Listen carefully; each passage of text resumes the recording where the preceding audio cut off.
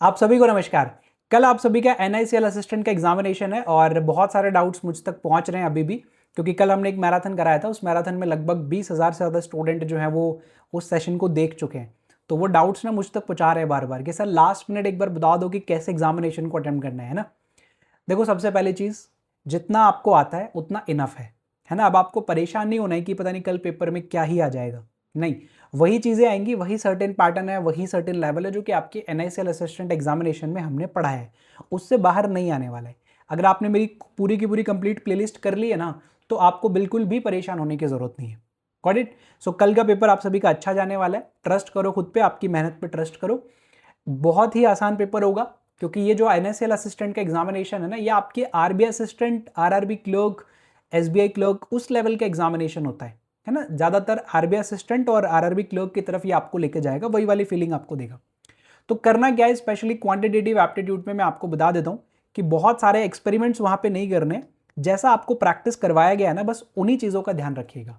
अब देखो, थोड़ा सा ये आप ध्यान रखिए कि आपके पास में ना 35 क्वेश्चन होने वाले टोटल, और उन 35 क्वेश्चन को ना आपको बहुत अच्छे से यूटिलाइज करना है। उन 35 के 35 क्वेश्चन को 20 मिनट में आपको अटेम्प्ट करना है, और मेक श्योर कीजिएगा कि आप मैक्सिमाइज कर पाओ अपने अटेम्प्ट। ऑब्वियसली वो तो करना ही है सर, तो कैसे होंगे मैक्सिमाइज? देखो, अब अगर RBI असिस्टेंट और RRBs का ध्यान रखें ना, तो उसमें स्पीड मैथ्स बहुत आता है। तो यहाँ पे भी स्पीड मैथ्स आएगा क्या? बिल्कुल आएगा स्पीड मैथ्स। आप कल पेपर दे के आएंगे ना, तब आप मुझे खुद ही बता देंगे कि हाँ जी सर, हमारे हमारे एग्जामिनेशन में ना 10 से लेकर के 15 तक वन लाइनर्स वाला पार्ट था, स्पीड मैथ्स का पार्ट था। मिनिमम बता रहा हूँ ये। इसमें आपके 10 क्वेश्चन सिंप्लीफिकेशन और 5 क्वेश्चन जो है वो नंबर सीरीज के या तो क्वाड्रेटिक इक्वेशन के आपको मिल जाएंगे। ये आपको मैं वादा कर सकता हूँ, ठीक है। तो यहां पर तो आपकी रेंज है। तो जैसे ही आपके पास में ना 35 के 35 क्वेश्चन खुल जाए, सबसे पहला टारगेट आपका ये होना चाहिए। आपको कितना भी अच्छा अरिथमेटिक आता है, आपको कितना भी अच्छा DI आता है, स्टार्टिंग में अगर सिंप्लीफिकेशन खुल गया तो बहुत अच्छी बात है।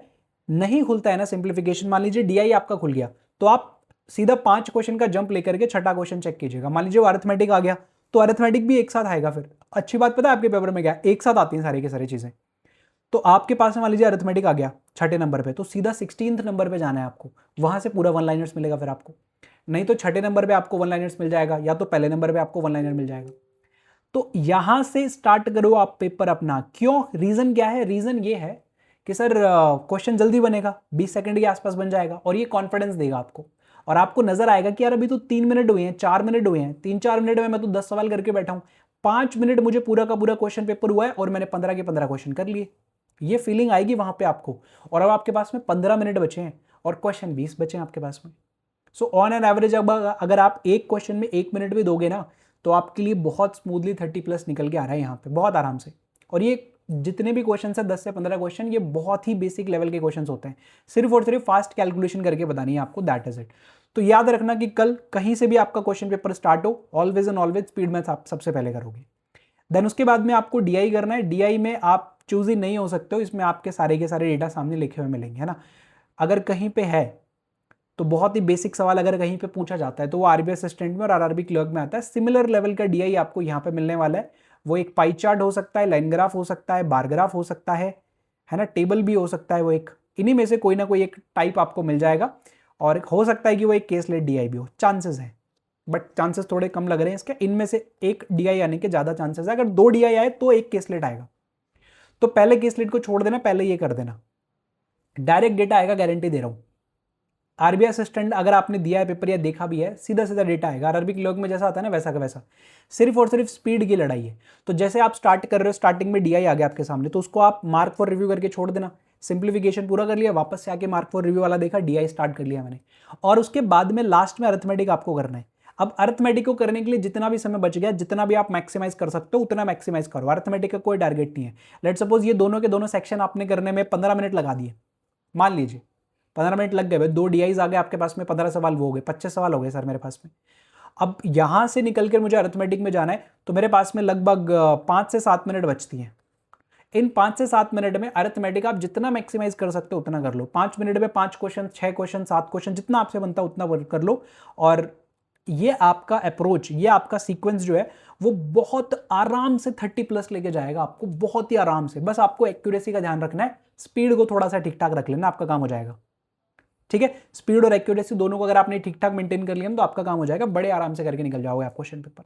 ठीक है, सो बहुत एक्सपेरिमेंट मत करना कल, बस कल ये वाला सीक्वेंस आप फॉलो कर लेना, उसका बेस्ट से बेस्ट रिजल्ट जो है वहीं पे आपको फील हो जाएगा कि यार बेस्ट निकाल दिया मैंने मेरा, है ना।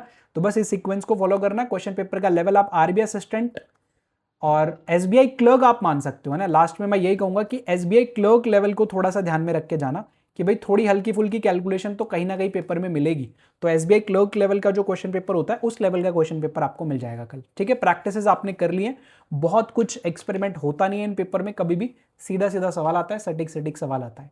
बाकी ऑल द वेरी बेस्ट मेरी तरफ से आप सभी को, एंड रिलैक्स करो अभी, थोड़ा सा दिमाग को शांत करो, मौका मिला है, तैयारी करी है, तो इस मौके को कल भुनाइएगा और अपना 100% दीजिएगा।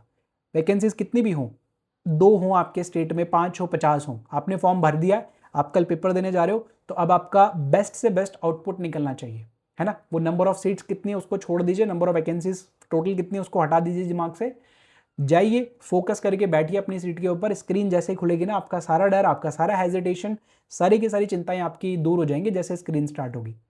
बाकी मेरी तरफ से ऑल द वेरी बेस्ट, हमारी पूरी टीम की तरफ से आपको ऑल द वेरी बेस्ट। कल जाइए एंड मचाइए बहुत अच्छे से। इसका एनालिसिस भी कल हम करेंगे, तो कमेंट सेक्शन में मुझे बताना कल आपका कौन से शिफ्ट में पेपर होने वाला है। हम एक स्टूडेंट मिल गए हैं जो सेकंड शिफ्ट में है, तो सेकंड शिफ्ट का तो मैं करने वाला हूँ। बाकी अगर आप फर्स्ट शिफ्ट में हो तो आप मुझे बताओ कमेंट सेक्शन में, हम आपसे कनेक्ट करेंगे ताकि आप लोग भी अपना जो रिव्यू है वो सभी के सभी स्टूडेंट्स तक पहुंचा सको। तो कमेंट सेक्शन में जरूर से जरूर डाल दीजिएगा।